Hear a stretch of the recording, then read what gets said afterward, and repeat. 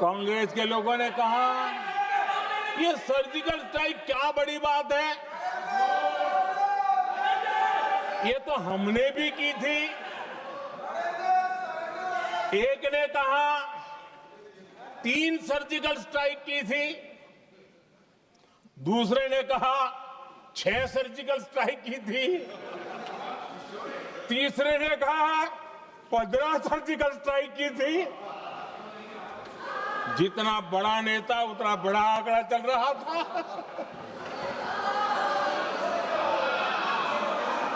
आदरणीय अध्यक्ष जी, इसके बाद बालाकोट में सेना ने एयर स्ट्राइक की। अब एयर स्ट्राइक तो ऐसी थी कि वो कुछ कह नहीं सकते थे, इसलिए ये तो नहीं कहा कि भाई हमने भी की थी।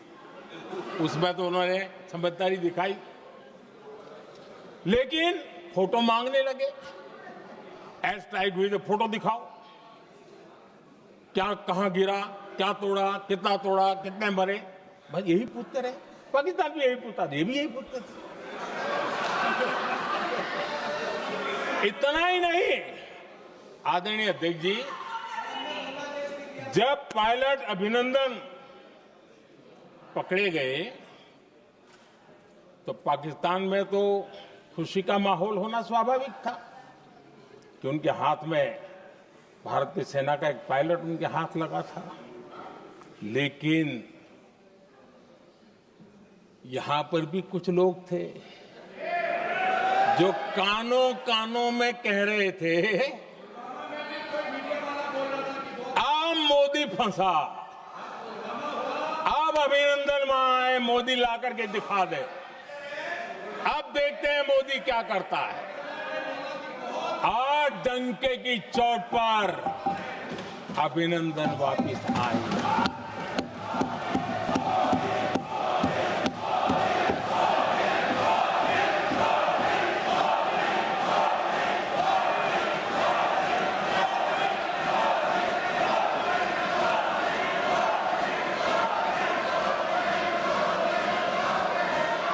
अभिनंदन को ले आए तो इनकी बोलती बंद हो गई। इनको लगा यार ये नसीब वाला आदमी है, हमारा हथियार हाथ से निकल गया। आदरणीय अध्यक्ष जी, पहलगाम हमले के बाद हमारा बीएसएफ का एक जवान पाकिस्तान के कब्जे में गया तो फिर इनको लगा वाह बड़ा मुद्दा हाथ में आ गया है, अब मोदी फंस जाएगा। अब तो मोदी की फजीयत जरूर होगी। और उनकी इकोसिस्टम ने सोशल मीडिया में बहुत सारी कथाएं वायरल की कि ये बीएसएफ के जवान का क्या होगा, उसके परिवार का क्या होगा, ये वापस आएगा, कब आएगा, कैसे आएगा, न जाने क्या क्या चला दिया। आदरणीय अध्यक्ष जी, बीएसएफ का वो जवान भी आन बान शान के साथ वापस आया।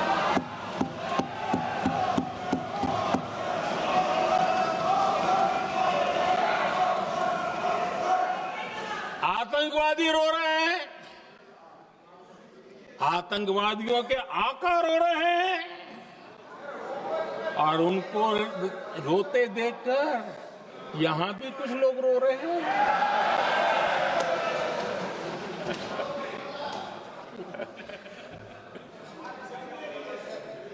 अब देखिए, सर्जिकल स्ट्राइक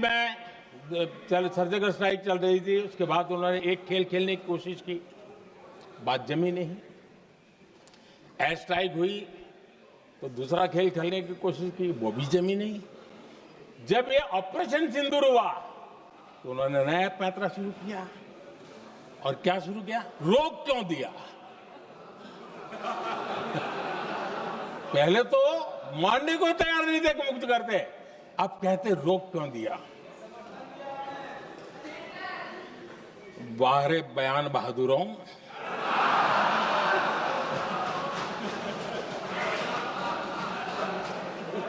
आपको विरोध का कोई न कोई बहाना चाहिए और इसलिए सिर्फ मैं नहीं, पूरा देश आप पर हंस रहा है।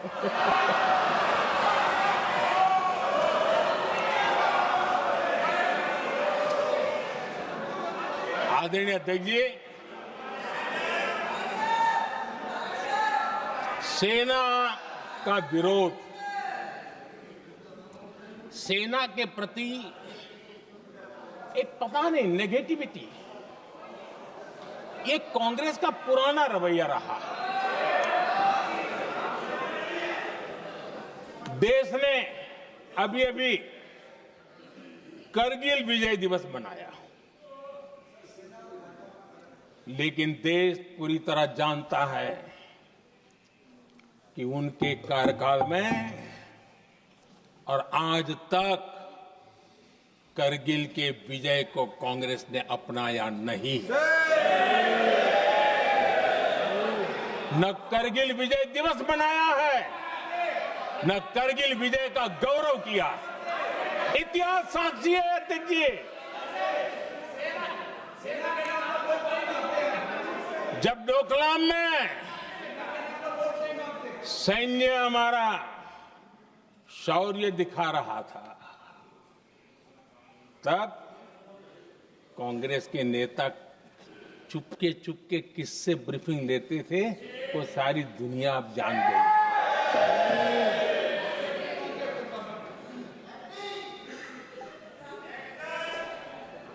आप निकाल दीजिए पाकिस्तान के सारे बयान और यहां हमारा विरोध करने वाले लोगों के बयान, फुल स्टॉप कॉमा के साथ एक है। क्या कहेंगे इसको? और बुरा लगता है सच बोलते हैं तो। पाकिस्तान के साथ सुर में सुर मिला दिया जाता है। आदरणीय अध्यक्ष जी, देश हैरान है, कांग्रेस ने पाकिस्तान को क्लीन चिट दे दी है।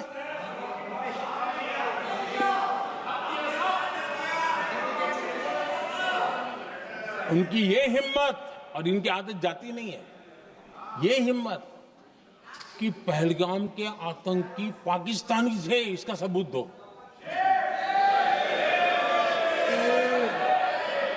क्या कह रहे हो तुम लोग? तो कौन सा तरीका है? और यही मांग पाकिस्तान कर रहा है जो कांग्रेस कर रही है।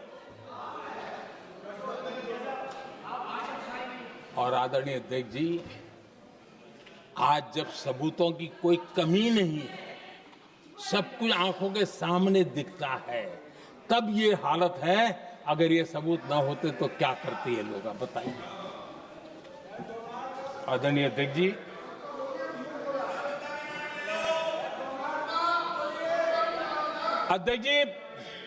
ऑपरेशन सिंदूर के एक पार्ट की तरफ तो चर्चा भी बहुत होती है, ध्यान भी जाता है, लेकिन देश के लिए कुछ गौरव की क्षणें होती है, ताकत की परिचय होता है, उसकी तरफ भी ध्यान जाना बहुत आकर्षित है। हमारे एयर डिफेंस सिस्टम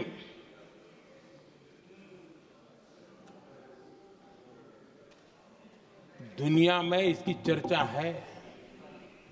हमारे एयर डिफेंस सिस्टम ने पाकिस्तान की मिसाइल और ड्रोन्स उसको तिनके की तरफ बिखेर दिया था।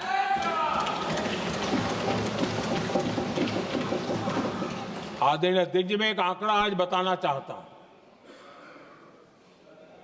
पूरा देश गर्व से भर जाएगा। कुछ लोगों का क्या होगा मैं नहीं जानता, पूरा देश गर्व से भर जाएगा। 9 मई को पाकिस्तान ने करीब 1000 मिसाइलों और आर्म ड्रोन्स के भारत पर बहुत बड़ा हमला करने की कोशिश की। 1000 ये मिसाइलें भारत के किसी भी हिस्से पर गिरती तो वहां भयंकर तबाही मचती है। लेकिन 1000 मिसाइल्स और ड्रोन्स को भारत ने आसमान में ही चूर चूर कर दिया।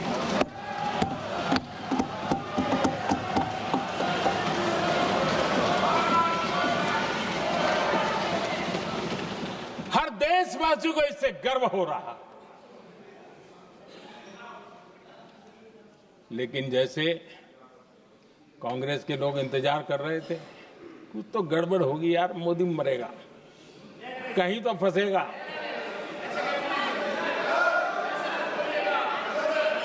पाकिस्तान ने आदमपुर एयरबेस पर हमले का झूठ फैलाया, उस झूठ को बेचने की भरपूर कोशिश की, पूरी ताकत लगा दी। मैं अगले ही दिन आदमपुर पहुंचा और खुद जाकर के उनके झूठ को मैंने बेनकाब कर दिया। तब जाकर के उनको अकल ठिकाने लगी कि अब ये झूठ चलने वाला नहीं है। आदरणीय अध्यक्ष जी, जो हमारे छोटे दलों के साथी हैं, जो राजनीति में नए हैं, उनको कभी शासन में रहने का अवसर नहीं मिला, उनसे कुछ बातें निकलती मैं समझ सकता हूं। लेकिन कांग्रेस पार्टी ने इस देश में लंबे समय तक राज किया है, उसको शासन की व्यवस्थाओं का पूरा पता है, उन चीजों से वो निकले हुए लोग हैं, उनके लिए शासन व्यवस्था क्या होती इसकी समझ पूरी है, अनुभव है उनके पास। उसके बाद भी विदेश मंत्रालय तुरंत जवाब दे, उसको स्वीकारना नहीं। विदेश मंत्री जवाब दे, इंटरव्यू दे, बार बार बोले, उसको स्वीकारना नहीं। गृह मंत्री बोले, रक्षा मंत्री बोले, किसी पर भरोसा नहीं। जिसने इतने सालों तक राज किया, उनको देश की व्यवस्थाओं पर अगर भरोसा नहीं है, तब शक उठता है कि क्या हालत हो गई है इनकी। आदरणीय अध्यक्ष जी, अब कांग्रेस का भरोसा पाकिस्तान के रिमोट कंट्रोल से बनता है और बदलता है।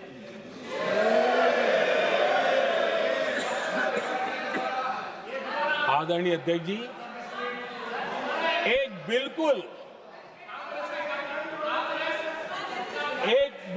कांग्रेस के नए सदस्य, यानी उनको तो क्षमा करनी चाहिए, नए सदस्य को क्या कहेंगे, लेकिन कांग्रेस के आका जो उनको लिख करके देते हैं और उनसे बुलवाते हैं, खुद में हिम्मत नहीं है, उनसे बुलवाते हैं कि ऑपरेशन सिंदूर ये तो तमाशा था,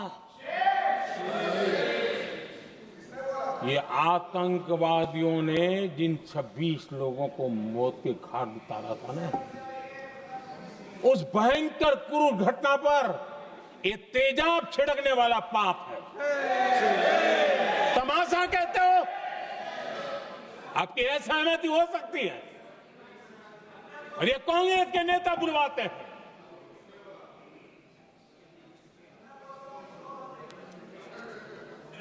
आदरणीय अध्यक्ष जी, पहलगाम के हमलावरों को कल हमारे सुरक्षा बलों ने ऑपरेशन महादेव करके अपने अंजाम तक पहुंचाया।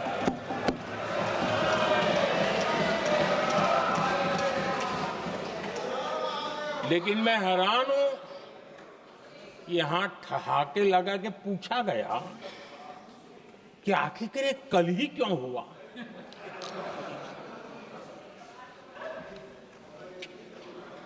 अब ये क्या हो गया है, मुझे समझ नहीं आ रहा है। क्या ये ऑपरेशन के लिए कोई सावन महीने का सोमवार ढूंढा गया था क्या? क्या हो गया है इन लोगों को? हताशा, निराशा इस हद तक।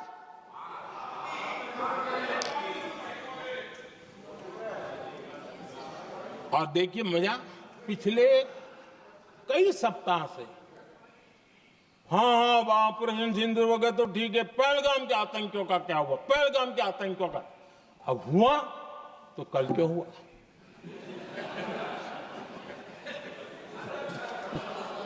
और कल ही क्यों हुआ? क्या हाल है अध्यक्ष जी का। आदरणीय अध्यक्ष जी,